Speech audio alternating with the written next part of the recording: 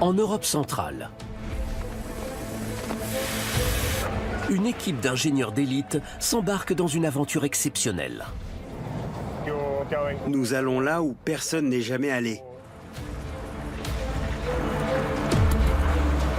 Ils vont tenter de construire la plus longue voie ferrée souterraine au monde, en plein cœur de la chaîne de montagnes des Alpes.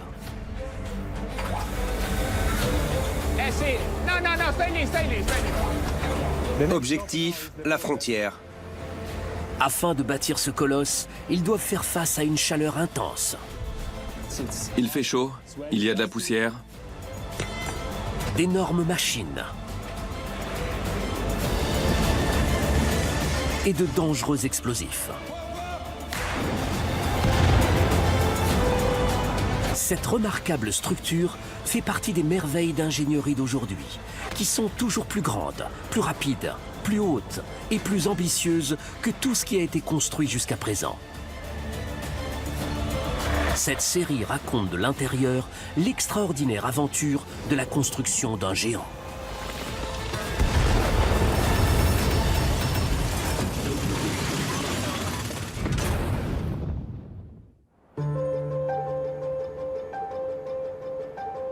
Les Alpes, la plus haute chaîne de montagnes d'Europe, s'élève à près de 5000 mètres d'altitude. Elle forme une formidable barrière naturelle entre l'Italie au sud et le reste de l'Europe au nord. La principale voie qui les traverse est cette route sinueuse appelée le col du Brenner.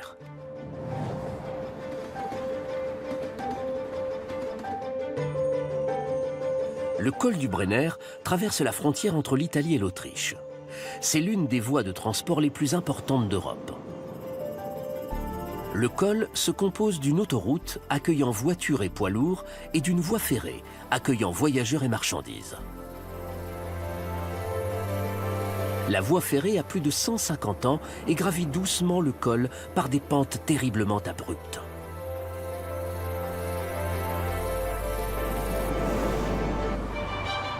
L'autoroute est très fréquentée et régulièrement fermée à cause de la très mauvaise météo.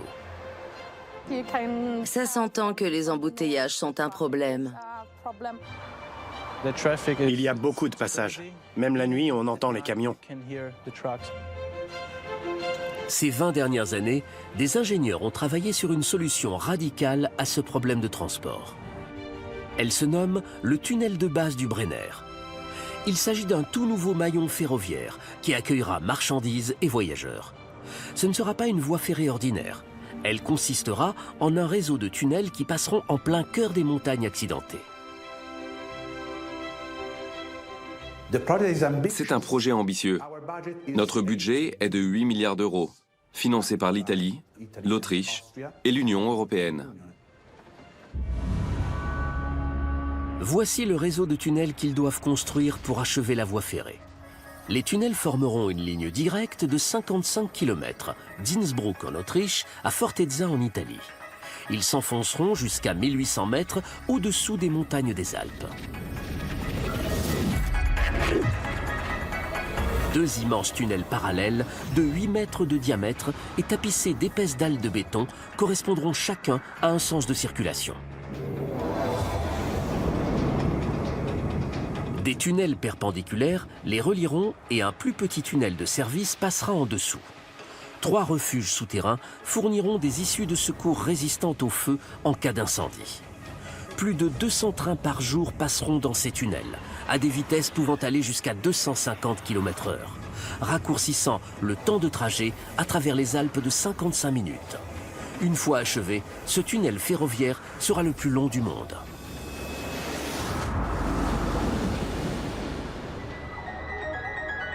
Creuser des tunnels au cœur de la plus haute chaîne de montagnes d'Europe est un immense défi. Et c'est à Giorgio, maître d'œuvre, qu'incombe la responsabilité de s'assurer que tout se passe bien. C'est le plus gros projet européen. C'est un immense défi. La roche est très dure. Ça va être le plus long tunnel du monde. Donc, nos compétences vont être mises à rude épreuve. Et voici comment ils vont faire. Le tunnel est trop long pour commencer à un bout et creuser jusqu'à l'autre. Les ingénieurs vont donc le diviser en sections. Ils vont d'abord devoir creuser 3 tunnels d'accès de chaque côté des Alpes, en Autriche et en Italie. Ces galeries fourniront plusieurs points d'accès et permettront au personnel de descendre dans le tunnel principal. De là, ils créeront de plus petits tunnels d'exploration afin de connaître la nature de la roche environnante.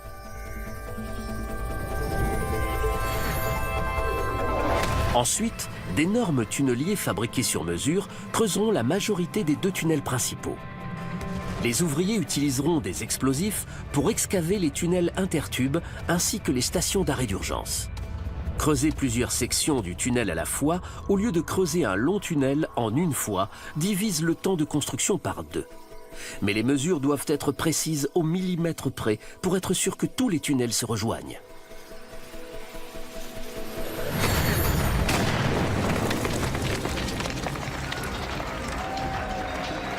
L'excavation a débuté en 2007.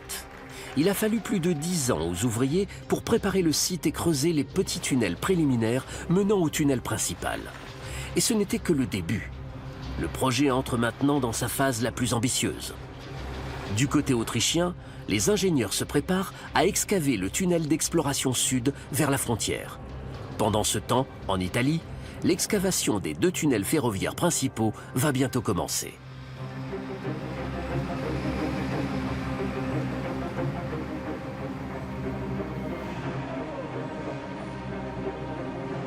Afin de construire ces 2 voies souterraines, les ouvriers ont dû creuser 2 immenses cavités à plusieurs mètres sous la surface. Ces dernières accueilleront 2 monstres mangeurs de terre, 2 immenses tunneliers qui viendront engloutir la roche.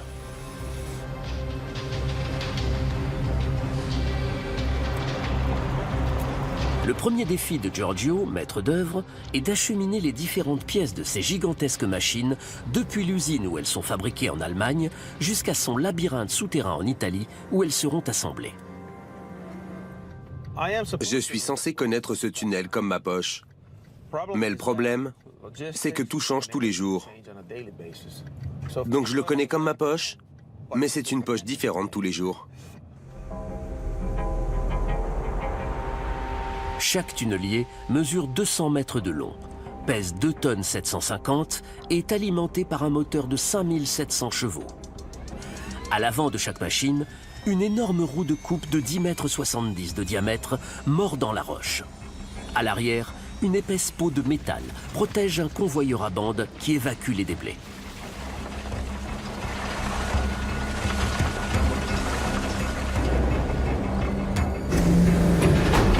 Plus loin, d'immenses vérins hydrauliques prennent appui sur les parois rocheuses et poussent la roue de coupe vers l'avant.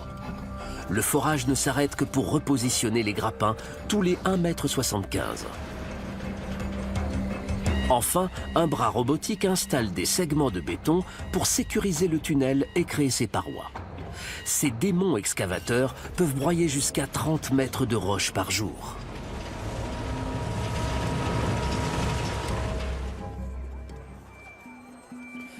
C'est l'hiver, la saison la plus touristique dans les Alpes. 1000 mètres plus bas, le chantier de Giorgio est une vraie fourmilière.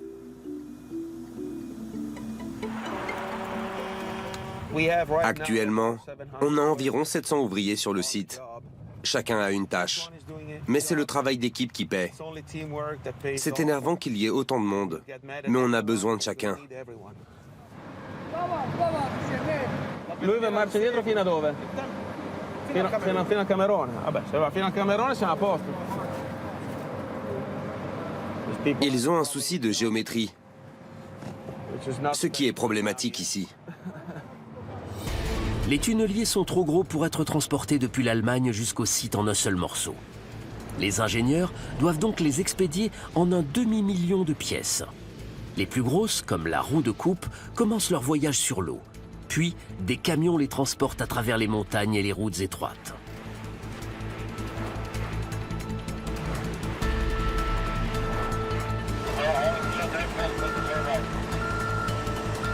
Ensuite, ils doivent réassembler les machines dans les 2 immenses cavités destinées à devenir des voies ferrées. Assembler toutes les pièces de chaque machine sur place prend 4 mois à l'équipe de Giorgio. Le plus dur est de positionner la roue de coupe à l'avant de la machine.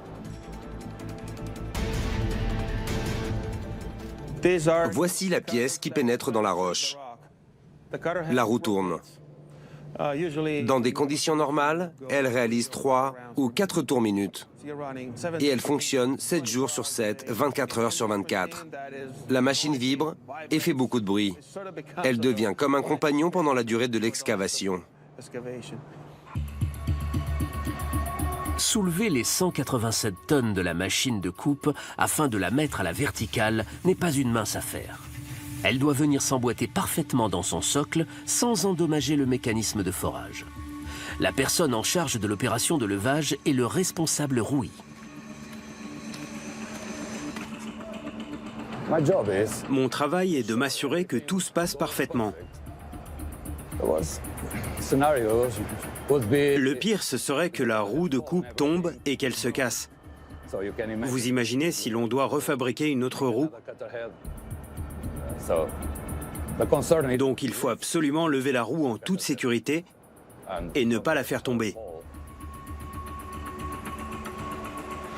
Si la roue se brisait, l'équipe perdrait plusieurs mois de travail. Ils n'ont pas le droit à l'erreur.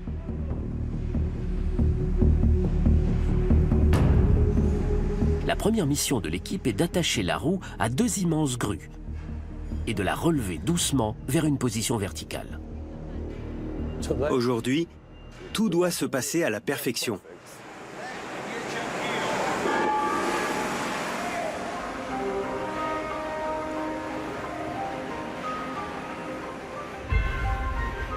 Les ouvriers doivent constamment faire avancer la grue pour la maintenir au-dessus de la roue. S'ils se trompent, le disque pourrait balancer de manière incontrôlable. Il faut 4 heures de travail méticuleux pour placer la roue à la verticale.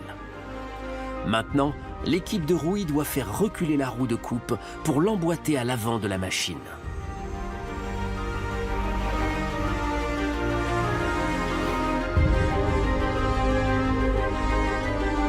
Ils déplacent la roue millimètre par millimètre pour que l'alignement soit parfait.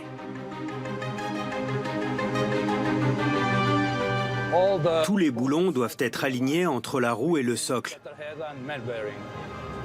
Quand ça, ce sera là, ce sera fini.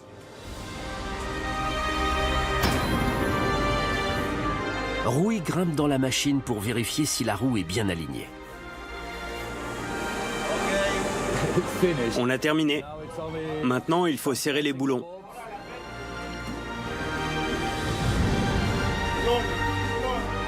Il n'y a pas assez de place pour des outils électriques. Donc, les ouvriers doivent visser la roue à la main. Nous devons serrer 206 boulons. Enfin, après 36 heures de dur labeur, l'équipe de rouille sécurise la roue de coupe. Une fois la roue en place, tout est prêt. On est fatigué, mais content. Durant les 3 mois suivants, les ouvriers travaillent 7 jours sur 7 à l'assemblage des 500 000 pièces du tunnelier. Dès qu'ils finissent une nouvelle section, ils poussent la roue de coupe plus loin dans la cavité. Ils ont surnommé cette immense machine mangeuse de pierre le Flavia. C'est le premier des 2 tunneliers qui vont essayer d'engloutir les 14 km de roches qui les séparent de la frontière autrichienne. Le Flavia coûte la somme faramineuse de 20 millions d'euros. Mais une fois en marche, il en vaudra chaque centime. Ce tunnelier est essentiel au projet. Il peut avancer de 30 mètres par jour. Avec une méthode conventionnelle, ça nous prendrait plus de temps.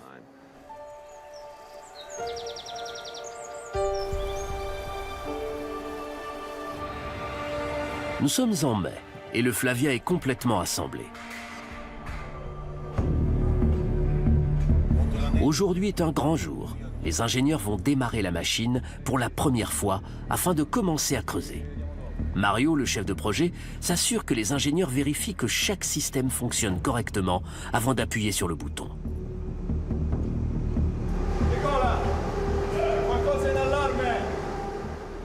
Il peut toujours y avoir un problème, mais on croise les doigts et on espère que tout va bien se passer.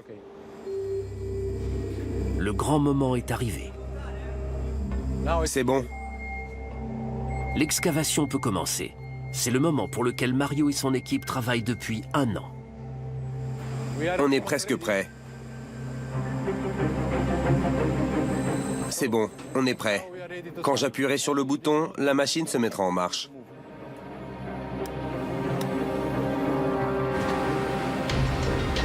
La machine commence à tourner et à se frayer un chemin dans la roche de la montagne. Tout se passe bien. La machine creuse. C'est un grand moment. Prochaine étape, la frontière italo-autrichienne. Le tunnelier ayant commencé à avancer, l'ingénieur en chef Giacomo et son équipe s'attaquent au défi suivant. Ils doivent installer les anneaux de béton qui formeront la nouvelle paroi du tunnel, juste derrière la roue de coupe.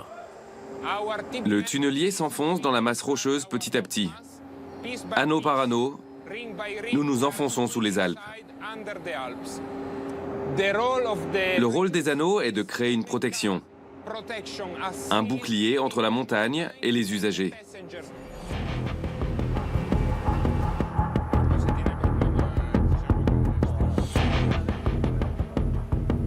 Alors que la machine s'engouffre sous les Alpes, elle laisse derrière elle des murs de granit brut.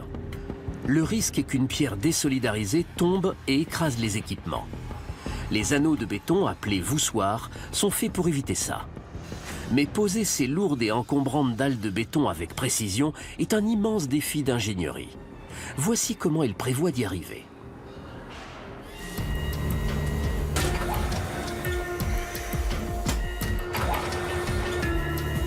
Tout d'abord, les ouvriers utiliseront un bras robotisé pour poser les 4 tonnes de voussoirs. Chaque dalle contiendra 2 épaisses membranes imperméables et sera assez solide pour empêcher une chute de pierre. Les dalles seront stockées dans le bouclier métallique du tunnelier. Lorsque l'anneau sera en place, le bouclier avancera et les ouvriers aspireront le gravier présent entre les voussoirs et la roche.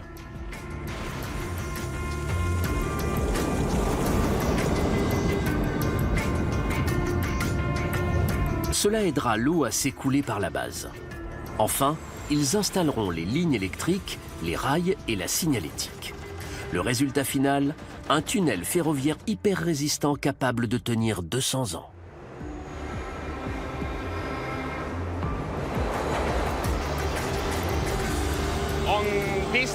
Dans ce tunnel, il y aura 8000 anneaux comme celui-ci. Giacomo et son équipe doivent poser les premiers anneaux parfaitement. Une erreur lors de cette étape pourrait avoir de graves répercussions.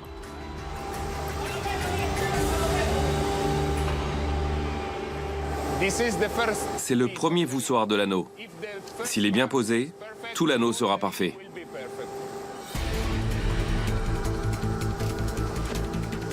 Les ouvriers utilisent un système télécommandé pour soulever doucement chaque voussoir.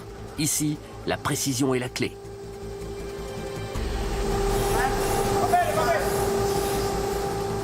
Cette dalle est posée. On doit descendre pour la prochaine. Une fois qu'un voussoir est en place, ils ne peuvent plus le retirer.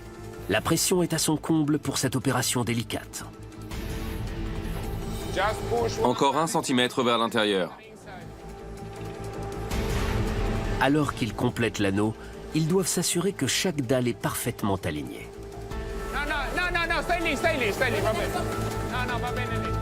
Il ne faut que 10 minutes pour emboîter les 7 sections de l'anneau. La dernière est cruciale. On appelle ce voussoir la clé. Il vient fermer l'anneau. Ils ne sauront s'ils ont correctement monté cet anneau et s'ils peuvent continuer à avancer que si la clé rentre.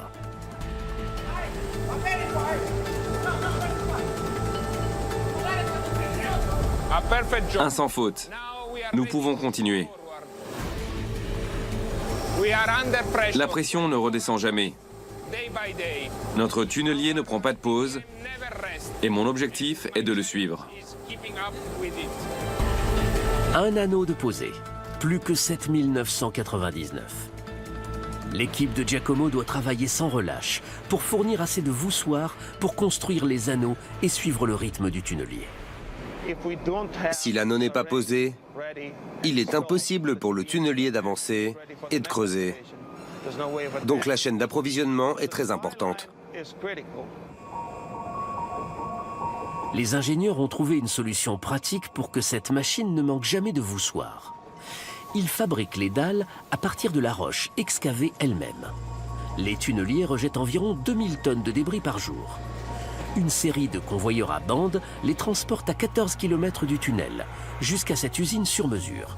Ici, les ouvriers recyclent la roche et la transforment en dalles de béton.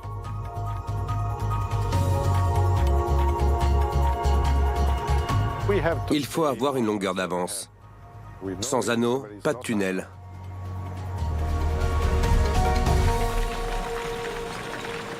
Carlo est responsable des 190 ouvriers de l'usine de voussoirs. Il mélange la roche broyée du tunnel avec du sable et du ciment afin d'obtenir un matériau très résistant. Ça m'a l'air bien. Ensuite, il coule le mélange dans des moules sur mesure et le laisse poser à 45 degrés. C'est une opération simple, mais il faut la réaliser à la perfection, car sinon, nous pouvons prendre du retard et ne pas produire suffisamment de voussoirs pour le tunnelier.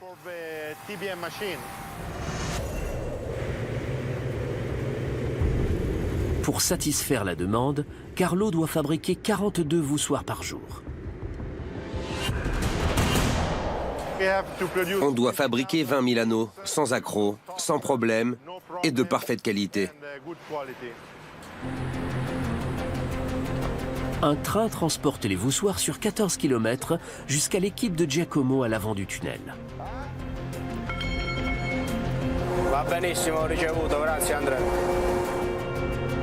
Ce voyage s'allonge alors que le tunnel progresse.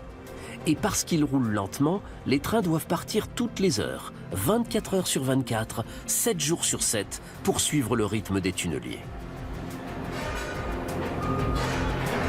Une fois que les voussoirs arrivent, Giacomo et son équipe se dépêchent de les poser le long des parois. Chaque voussoir doit tenir bon pendant les 200 prochaines années.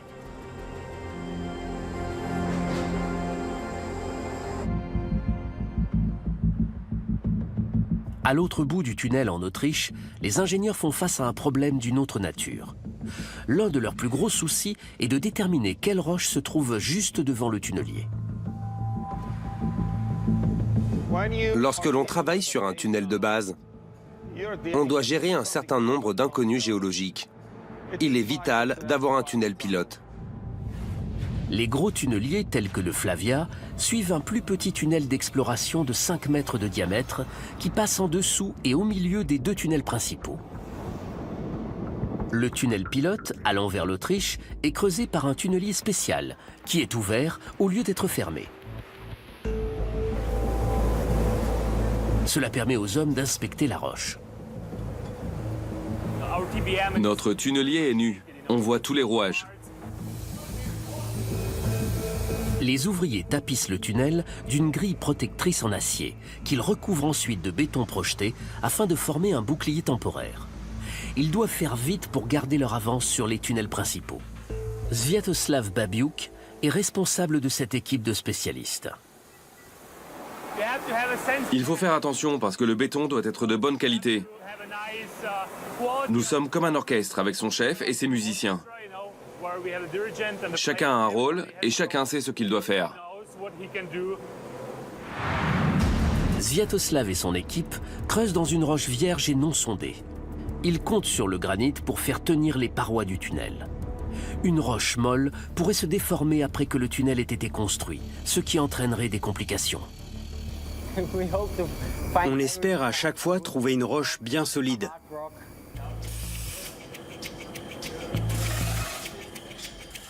Mais la roche dure use les disques broyeurs en acier à l'avant de la roue de coupe. Et remplacer ces disques fait perdre un temps précieux. On doit trouver quels disques sont usés, car si les disques sont usés, on ne peut pas aller bien loin.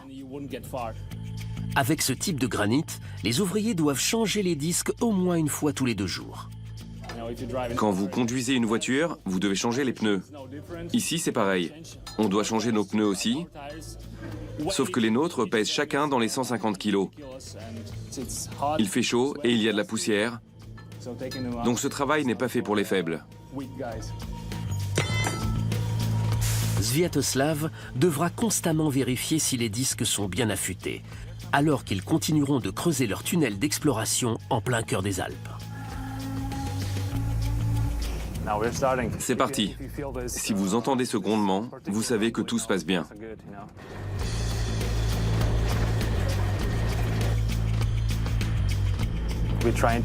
Nous essayons de rassembler le plus de données possible sur la géologie des lieux, pour que quand la prochaine équipe arrive, elle puisse apprendre de nos erreurs.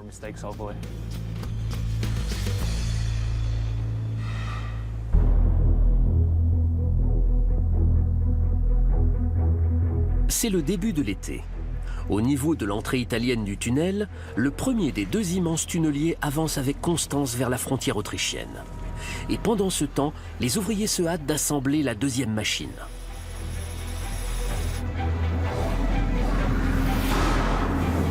Mais au sud du site principal, une petite portion de tunnel empêche les ingénieurs d'utiliser leur long tunnelier. Ils n'ont d'autre choix que d'utiliser de puissants explosifs.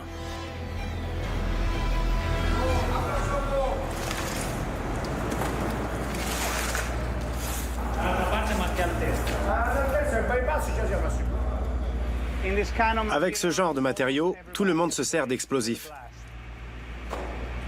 C'est la façon la plus logique de procéder. Lorsqu'une portion de tunnel est trop étroite pour utiliser un tunnelier, les ouvriers se servent d'explosifs. Ils placent 400 kg de dynamite dans plus de 100 trous creusés à la main avec précision dans la paroi avant.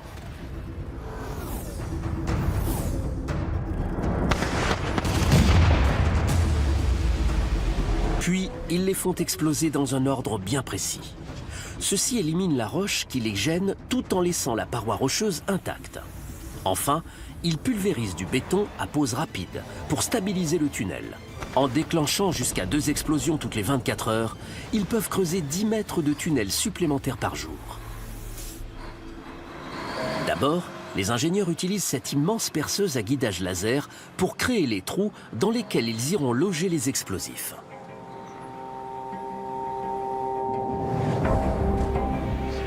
Elle s'appelle Jumbo et elle nous permet de faire des trous dans la roche.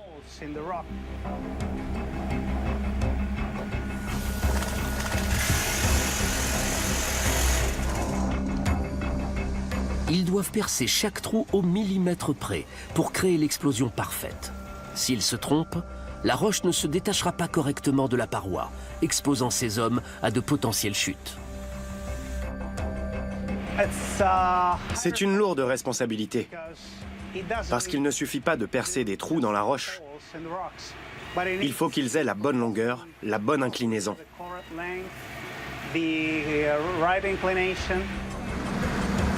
Une fois que Jumbo a percé tous les trous, c'est au tour des explosifs d'entrer en scène. L'expert en démolition Carmelo gagne sa vie en déclenchant des explosions depuis plus de 20 ans. Il est responsable des 400 kg de dynamite utilisés pour l'explosion d'aujourd'hui.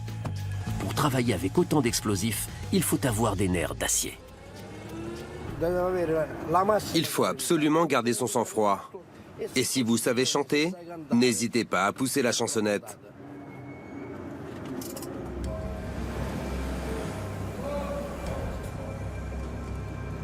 Carmelo et son équipe enfoncent prudemment les bâtons d'explosifs dans les trous percés par Jumbo.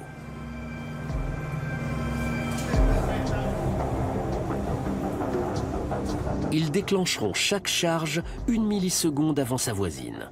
Cela devrait briser la roche en petits morceaux plutôt qu'en grosses dalles peu maniables. Carmelo relie lui-même le détonateur.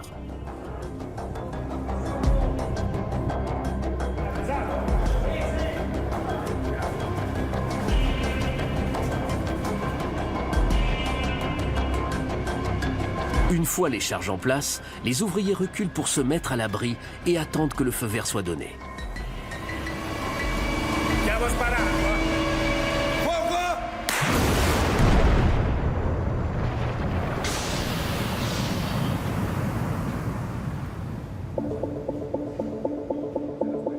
C'est incroyable.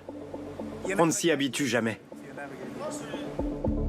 Stefano doit vérifier l'état de la paroi avant de déclencher une autre explosion. Il est à la recherche de fissures potentiellement dangereuses. Le pire que l'on pourrait trouver serait une masse rocheuse instable en haut du tunnel. On ne voudrait pas trouver d'eau non plus. Une roche instable et de l'eau, c'est le pire. Stefano doit se rapprocher de la paroi fraîchement exposée pour réaliser son contrôle. Le risque d'éboulement est élevé. C'est toujours la surprise. On ne sait jamais ce que l'on va trouver. Je dois m'assurer que la masse rocheuse est en bon état, qu'elle n'est pas fissurée. Si tout va bien, on peut continuer. Autrement, il faut s'arrêter. Tout le monde s'arrête pendant que Stefano contrôle la paroi rocheuse. À première vue, il y a pas mal de fissures, surtout au centre, là. On a quelques mauvais joints. Mais le profil n'est pas si mal. Il n'y a pas d'eau. Je dirais que l'on peut continuer. Stefano donne son feu vert. Ensuite, les ouvriers utilisent des pelleteuses et des bennes pour dégager les 400 tonnes de roches brisées et les transporter vers l'usine de fabrication de voussoirs. Il leur faut 4 heures pour vider complètement le tunnel. Enfin, ils pulvérisent du béton dit projeté pour stabiliser les parois du tunnel en attendant qu'une couche de béton plus solide soit posée. 5 nouveaux mètres de tunnel en seulement 16 heures. Pour l'équipe de démolition, c'est une bonne journée.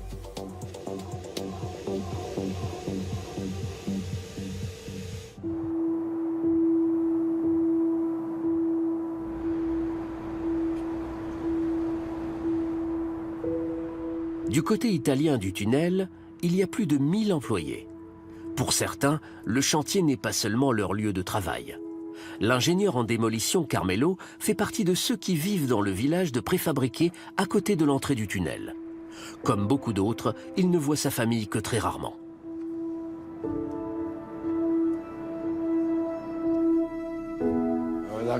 Je n'ai rien apporté de chez moi.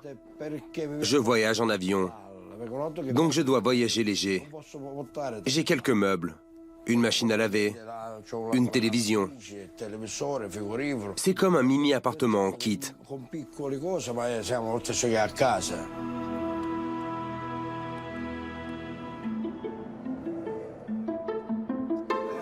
En plus de dormir sur le site, les 1000 employés s'y restaurent. La cantine est un lieu où ils peuvent décompresser entre les moments de travail. Et nous sommes en Italie, donc la nourriture est rarement décevante.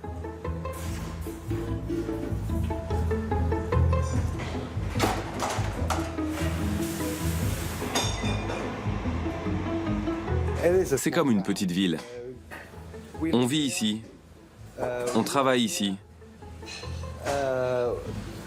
Notre vie est ici. Je cuisine pour 1000 personnes par jour. On fait beaucoup de pâtes. Une centaine de kilos par jour. Oui, on mange des pâtes avec de la sauce tomate. C'est très bon. De la bonne nourriture, des employés contents, un beau tunnel.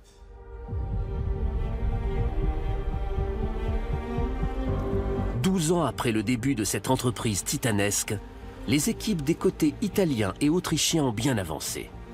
Les deux équipes ne se retrouveront au milieu que dans 2 ans, et s'assurer que tout sera bien aligné lorsque cela arrivera est un défi colossal.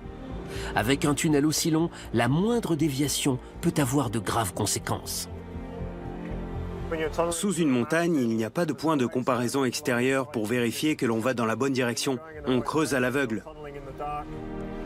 Le travail du contrôleur Patrick Young est de s'assurer que le tunnel d'exploration autrichien ne dévie pas. C'est une lourde responsabilité. Le tunnelier est comme un avion. Le pilote est le conducteur, mais nous sommes les navigateurs. On lui dit où aller, à gauche, à droite, en bas, en haut. On contrôle l'avancée du tunnel. On s'assure qu'il suive la bonne trajectoire. Et voici comment il procède. Tout d'abord, les ingénieurs utilisent un satellite GPS pour établir une carte des montagnes avec une précision de 7 mm, désignant ainsi des points de référence à la surface et déterminant précisément la trajectoire du tunnel. Mais sous la surface, ils ne peuvent pas utiliser de GPS. Ne sachant pas exactement où se trouve le tunnelier, ce dernier pourrait facilement dévier. Pour résoudre ce problème, les contrôleurs utilisent une série de lasers pour prendre des mesures précises et connaître sa position, allant jusqu'au point de référence en surface. À partir de ces mesures, les ingénieurs calculent la trajectoire que les tunneliers ont suivie et guident les conducteurs.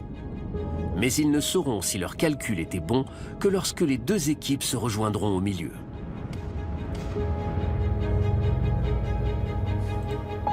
Patrick et son équipe doivent sans cesse vérifier l'avancée du tunnelier.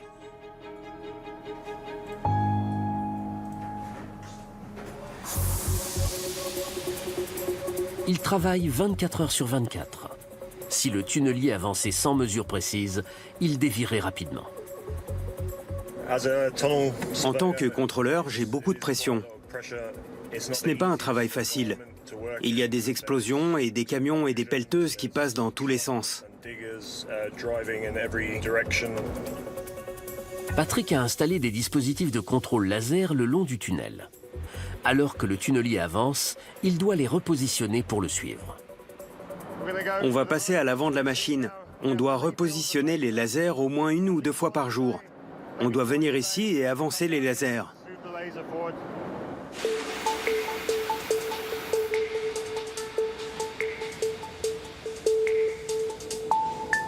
Patrick repositionne rapidement les lasers et commence sa série de mesures et de contrôles.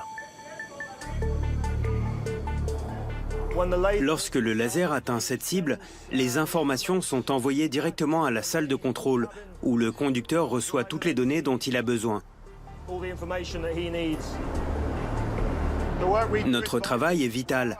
Sans les lasers, les machines dévieraient très rapidement de leur trajectoire. Après quelques ultimes vérifications, Patrick confirme que la salle de contrôle reçoit les bonnes données et que le tunnelier peut avancer en toute sérénité. C'est bon pour aujourd'hui, on est sur le droit chemin. Ce petit avion signifie que l'on reçoit des données. La machine est 3 cm au-dessus de l'axe du tunnel. C'est ce qu'ils veulent.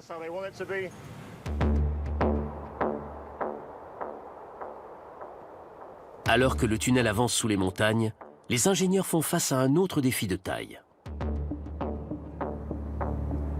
Une fois que le tunnel sera terminé et que les trains passeront, les ingénieurs doivent être en mesure de protéger les voyageurs en cas d'urgence. Plus le tunnel est long, plus la mission est compliquée. Et ce tunnel sera le plus long tunnel ferroviaire au monde. Lorsque l'on fait passer des usagers par un tunnel aussi long, il faut penser à leur sécurité. La principale menace, ce sont les incendies. L'un des pires incendies de ces dernières décennies a eu lieu au matin du 24 mars 1999. En plein milieu des 11 km du tunnel du Mont Blanc, un camion prend feu.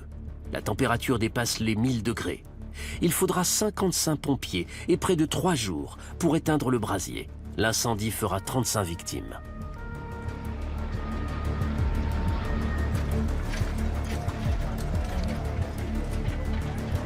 Aujourd'hui, les ingénieurs doivent penser au pire et anticiper toutes les situations. Le tunnel de base du Brenner sera le plus long du monde. Donc, si le pire se produit, comment les ingénieurs peuvent-ils protéger les passagers alors que la sortie la plus proche peut être à 30 km? Le plus important est de se débarrasser de la fumée pour que les gens ne s'asphyxient pas, ce qui est l'un des principaux risques une fois qu'il y a un incendie dans un tunnel. Et voici comment ils comptent faire. Les ingénieurs prévoient 3 stations d'arrêt d'urgence appelées refuges, à 20 km d'écart, dans les entrailles des montagnes. Si un incendie se déclare à bord d'un train, le conducteur ne s'arrêtera que lorsqu'il aura atteint le refuge le plus proche. Ici, des portes coupe-feu mèneront à une issue de secours, puis aux intertubes. Ces derniers donneront sur un tunnel de secours central de 470 mètres de long. Pour empêcher que le refuge ne se remplisse d'émanations toxiques, des ventilateurs et des conduits d'aération extrairont la fumée du train. Ils l'aspireront loin des voyageurs par un couloir supérieur séparé. L'incendie étant contenu dans un seul tunnel, les secouristes utiliseront le deuxième tunnel pour mettre les passagers à l'abri.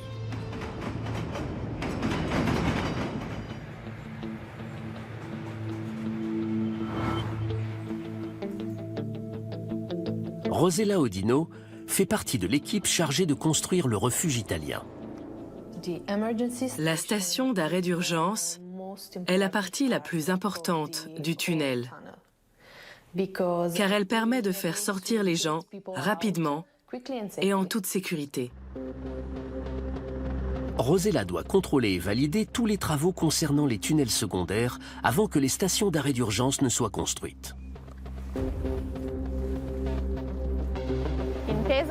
En cas d'accident, le train s'arrêtera au premier refuge. Donc, si l'on imagine que la station d'arrêt d'urgence se trouve ici, le train s'arrêtera là et la porte du tunnel adjacent s'ouvrira pour donner accès au train de secours. Grâce à ce système, les voyageurs pourront rapidement accéder à la station d'arrêt d'urgence et attendre en sécurité qu'un train de secours arrive. Une fois que les gens seront en sécurité dans le refuge, rien ne pourra leur arriver. Cet ingénieux système de sécurité a ajouté 38,5 millions d'euros par refuge au budget total. Mais dans un tunnel aussi long, c'est indispensable en cas d'incendie.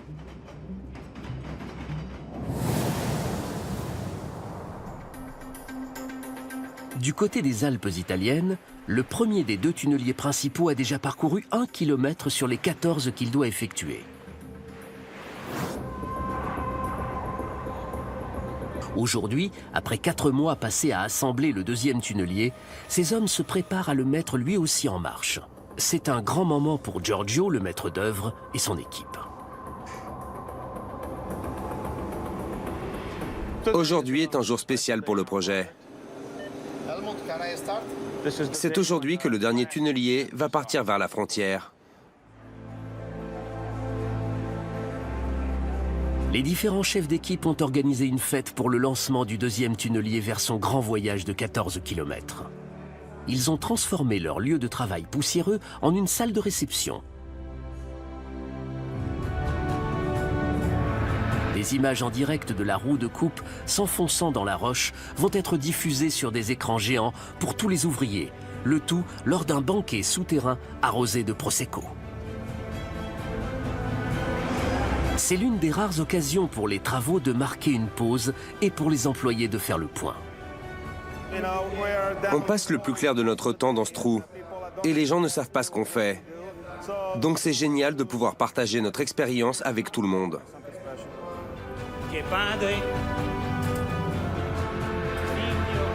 Comme le veut la tradition, un prêtre baptise le tunnelier. Il s'appellera le Virginia.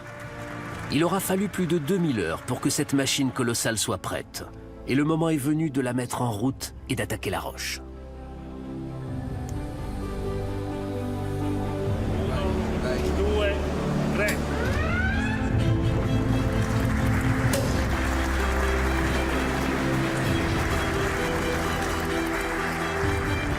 Je suis très fier de nous tous. C'est un moment historique.